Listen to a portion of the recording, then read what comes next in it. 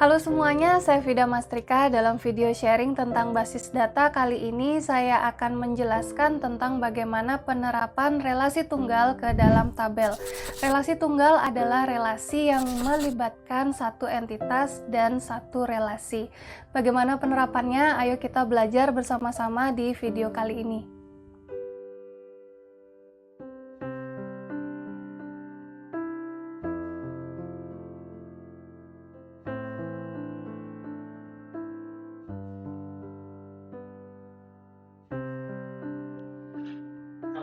Oke, sekarang saya akan menjelaskan bagaimana penerapan relasi tunggal ke tabel. Relasi tunggal, contohnya adalah ini ya, relasi yang menghubungkan antara satu entitas dengan dirinya sendiri. Yang seperti ini ya. Kalau misalnya kalian lupa, silakan lihat video saya yang lain di playlist basis data tentang relasi tunggal. Nah, untuk relasi tunggal itu kan bisa derajat relasinya ada variasinya 1 ke N atau N ke N ya. Jadi saya akan jelaskan bagaimana penerapan relasi tunggal ke tabel dengan derajat relasi 1 ke N dan juga N ke N. Untuk derajat relasi 1 ke N itu kita menggunakan field key sebanyak 2 kali, tetapi untuk fungsi yang berbeda. Contohnya seperti ini ya, misalnya saya punya entitas di sini dan punya relasi. Entitas ini punya beberapa atribut, termasuk primary key-nya. Ini berhubungan dengan dirinya sendiri. Nah, kalau kita lihat dari relasi penerapan relasi 1 ke N, kalau misalnya ada 2 entitas, berarti kan ada satu primary key yang akan menempel ke tabel entitas lainnya. Ya, kita ingat-ingat lagi. Nah, gimana kalau misalnya itu hanya ada satu entitas saja? Jadi primary key yang ini akan digunakan 2 kali tetapi untuk fungsi yang berbeda.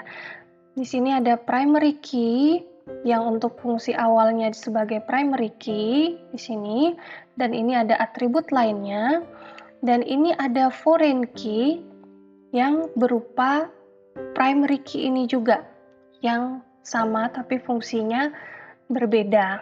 Bagaimana penerapannya? Coba kita lihat di sini. Contohnya untuk relasi satu ke banyak ya, dosen ini meneliti bersama banyak dosen lainnya.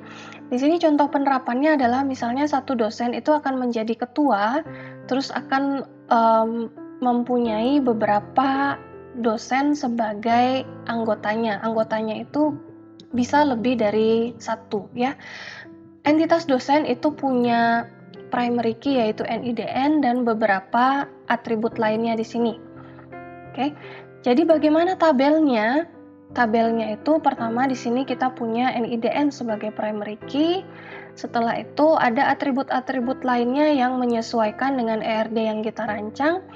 Setelah itu kita tambahkan lagi NIDN dari primary key yang ini, tapi fungsinya sebagai foreign key ya, seperti foreign key, tapi namanya di sini harus diubah biar nggak sama dengan yang ini. Jadi karena ini relasinya adalah meneliti bersama, berarti ini adalah NIDN dosen peneliti, ataupun kalau kalian punya nama lainnya yang lebih sesuai itu bisa ditambahkan.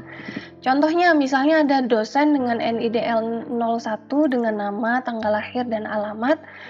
Setelah itu ada juga dosen dengan NIDN 02. Oke, NIDN dosen penelitinya misalnya dosen 01 dia meneliti dengan dosen 03. Terus misalnya ada lanjutan tabel di bawahnya ya. Dosen 01 juga meneliti dengan dosen 04, terus dosen 01 juga meneliti dengan dosen 05. Nah, seperti itu jadinya ya.